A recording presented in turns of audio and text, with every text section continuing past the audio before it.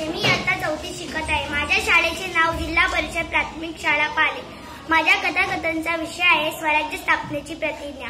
पुण्याच्या नैऋत्याला असलेले रायरेश्वराचे देवलाय हे मोठे रमणीय स्थान होते. तेथे 1645 साली एक विलक्षण घटना घडली. शिवराय व आजूबाजूच्या खोऱ्यांमधील काही मावळे मंडळी तेथे मसलतीसाठी जमले होते.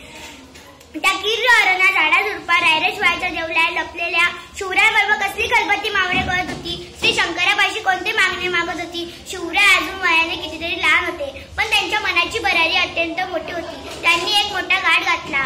त्या तरुण सवंगड्यांना ते कळकळीने म्हणाले, गड्यांनो, मी माझ्या मनातील एक गोष्ट तुम्हाला सांगू का? माझे वडील शहाजीराजे भोसले हे विजापूरचे सरदार आहेत. त्यांनीच आम्हाला इथल्या जागिरीचा अधिकार दिला आहे. सर्व कसे छान झाले, पण गड्यांनो, मला यात मुळीच आनंद वाटत नाही. दुसऱ्याच्या वतनावर आपण संतुष्ट राहावे का? दुसऱ्याच्या ओंजळीने आपण पाणी प्यावे का? आपल्या चारी बाजूला अनेक परकीय राजवटी आहेत. त्यांच्या सारखी युद्धे चालू असतात.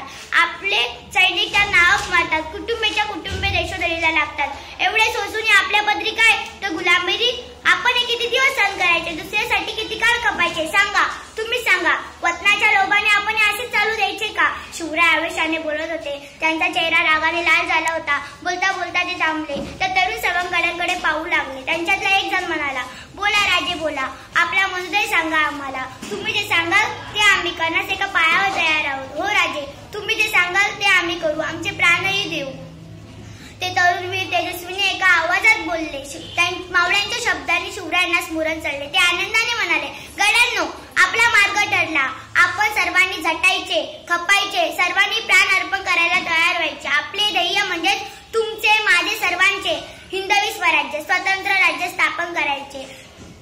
चला, या रायरेश्वराच्या देवळाला साक्ष ठेवून आपण प्रतिज्ञा करूया की आम्ही स्वराज्य स्थापन करण्यासाठी आमचे सर्वस्व वाहणार. शिवरायांच्या या शब्दाने सारे मंदिर घुमू लागले.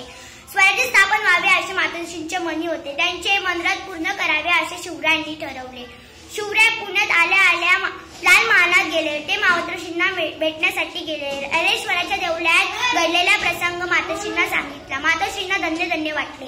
आपण जे मनी ठरवले ते शिवराय करूनच राहतील असा त्यांना ठाम विश्वास बसला. शिवरायांनी एक घाट घातला. त्यांनी भुयारे दारू गोळा दुसऱ्याच्या किल्ल्यावरून खड्यानं खडा माहिती मिळवणे असा नित्यक्रम सुरू केला.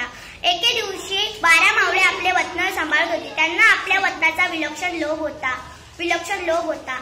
ते आपापसात वतनासाठी भांडत. या भांडणात मराठीची शक्ती उगाच वाया जात हे शिवरायांनी ओळखले. त्याला आळा घालायचे शिवरायांनी ठरवले. ते देशमुख यांच्या गावी जात त्यांना भेटी घालत.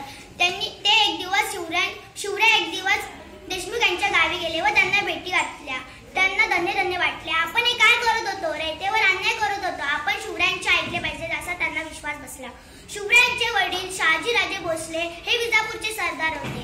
त्यांनी आपल्या पुत्राची राजघटना म्हणजेच राजमुद्रा तयार करणे ठरवले. शिवरायांच्या नावाचा राजकारभार सुरू झाला. ही राजमुद्रा सुंदर होती. ती मुद्रा अशी, प्रतिपच्चंद्र लेखे व वधिष्ठ नुर्विश्व वंदिता शाह सुनो शिवशेषा मुद्रा भद्राय राजते.